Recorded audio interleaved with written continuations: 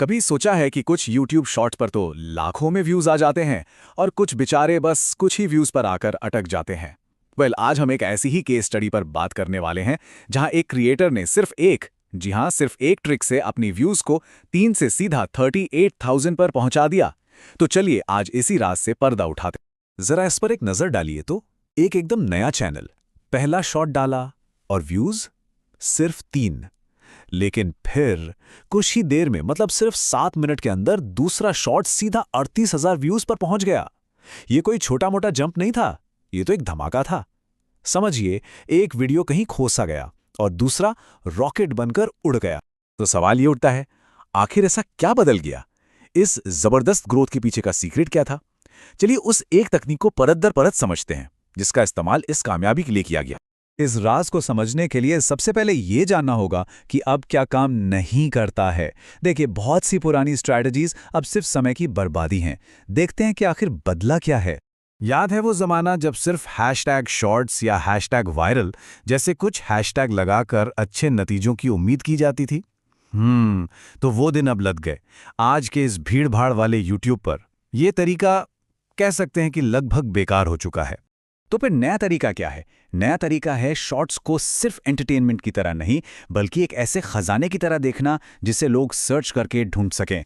और ये सब कुछ एसईओ यानी सर्च इंजन ऑप्टिमाइजेशन के बारे में है।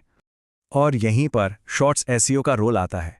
ये कोई अंदाजा लगाने का खेल नहीं है।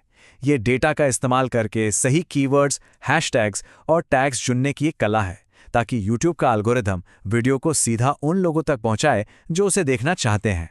तो ये किस्मत नहीं, ये साइंस है। इस पूरी स्ट्रैटेजी को अमल में लाने के लिए उस क्रिएटर ने एक सीक्रेट हथियार का इस्तेमाल किया, एक फ्री वेब टूल जिसका नाम है एसईओ स्टूडियो टूल्स। इस टूल के ना 2 बहुत पावरफुल फंक्शन हैं। एक है एक्सट्रैक्ट, जिससे ये पता चलता है कि दूसरे वायरल वीडियो कौन से टैग इस्तेमाल कर रहे हैं। लेकिन असली जादू तो जनरेट फंक्शन में है। ये आपके टॉपिक के लिए एकदम नए ट्रेंडिंग टैग्स और हैशटैग्स बनाकर देता है। तो यहां हमारा लक्ष्य कॉपी करना नहीं, बल्कि उनसे भी आगे निकलना है। तो ठीक है, ये सब असल में होता कैसे है? आइए वायरल कीवर्ड्स बनाने की इस पूरी प्रक्रिया को स्टेप बाय स्टेप समझते हैं। ये प्रोसेस बहुत ही सीधा सा है। सबसे पहले एसईओ स्टूडियो टूल्स वेबसाइट पर जाकर यूट्यूब हैशटैग जनरेटर चुनना है। अपने वीडियो का मेन टॉपिक डालिए और बूम, ये आपको ट्रेंडिंग हैशटैग की एक लिस्ट दे देगा। उन्हें कॉपी कर लीजिए। फिर यही सेम चीज यूट्यूब टैग जनरेटर के साथ दोहरानी है। बस इतना ही है। यहां एक बहुत जरूरी बात याद रखने वाली है। जैसा कि उस क्रिएटर ने कहा था, शॉर्ट वीडियो का वायरल होना ज्यादातर हैशटैग का ही खेल है।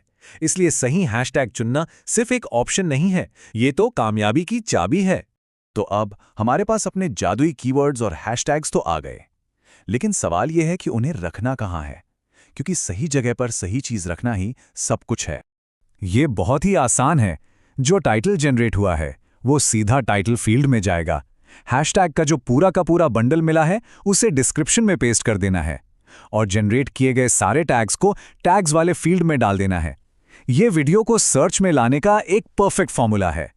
ओके, पब्लिश बटन दबाने से ठीक पहले 3 जरूरी बातें हैं जिन्हें गांठ बांध लेना है। पहली, एक बढ़िया सा अट्रैक्टिव थंबनेल चुनें। दूसरी, वीडियो को हमेशा हमेशा पहले अनलिस्टेड करके ही अपलोड करें।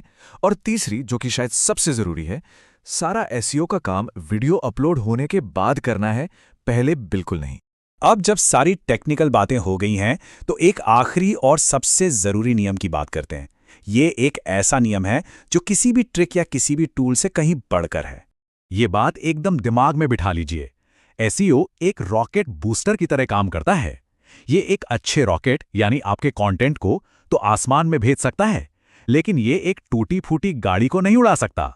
मतलब एसईओ अच्छे कंटेंट को शानदार बनाता है, ये बुरे कंटेंट को अच्छा नहीं बना सकता। तो फिर वो आखिरी, कभी ना हारने वाली ट्रिक क्या है? ये कोई टूल या कोई हैशटैग नहीं है, ये है बेहतरीन कंटेंट। दिन के आखिर में कंटेंट ही राजा है। अगर वीडियो में दम नहीं है तो दुनिया की कोई भी एसईओ स्ट्रैटेजी उसे नहीं बचा सकती। तो आखिर में ये एक सोचने वाली बात है, क्या एल्गोरिथम एक ऐसा कोड है जिसे क्रैक करने पर फोकस करना चाहिए, या फिर एक ऐसी ऑडियंस है जिसका दिल जीतना चाहिए? शायद असली कामयाबी इन दोनों के बीच के बैलेंस में ही छिपी है।